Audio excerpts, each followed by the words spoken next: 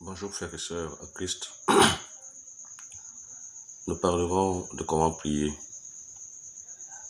Comment prier? Qu'est-ce que la prière? La prière, c'est parler à Dieu comme on parle à un père. C'est poser ses doléances. C'est venir auprès de Dieu requérir sa miséricorde. La prière, c'est venir supplier son Père, comme le Fils prodigue l'a fait. La prière, c'est venir rendre des actions de grâce à Dieu après un succès, après une réussite. Alors, comment est-ce qu'il faut prier?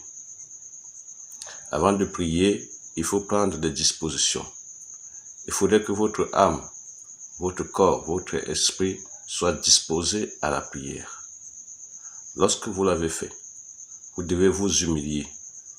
Parce que quelle que soit la prière que vous ferez, vous devez d'abord vous mettre en évidence que vous avez en face de vous le Créateur et vous-même, vous êtes la créature.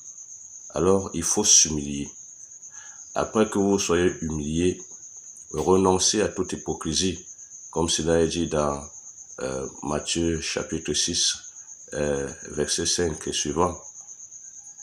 Renoncez à l'hypocrisie. Ça veut dire qu'il faut reconnaître ses péchés. Il faut dire au Seigneur, c'est vrai, je viens face à toi pour prier, pour parler avec toi, mais je me reconnais pécheur. Je me reconnais pécheur et accorde-moi ta miséricorde, parce que je sais que je ne suis pas digne de me présenter devant toi. Une fois que c'est fait, vous devez également respecter le lieu dans lequel vous vous trouvez.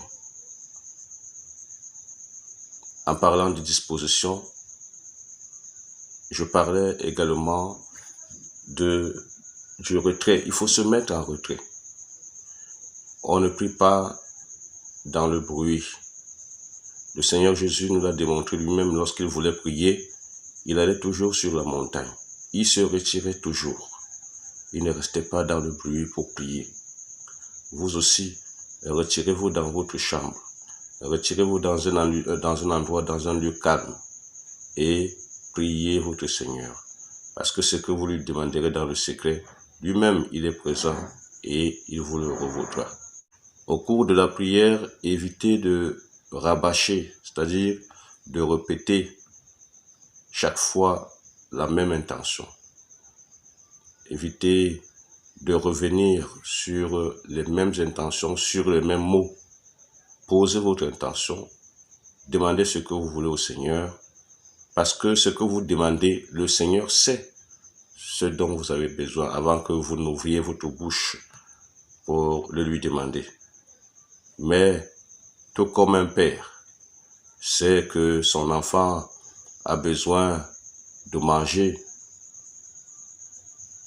il attend toujours, et parfois, que l'enfant vienne vers lui pour lui dire « Papa ou maman, j'ai faim ».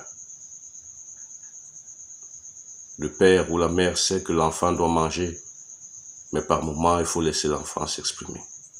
Et c'est ce que le Seigneur fait avec nous.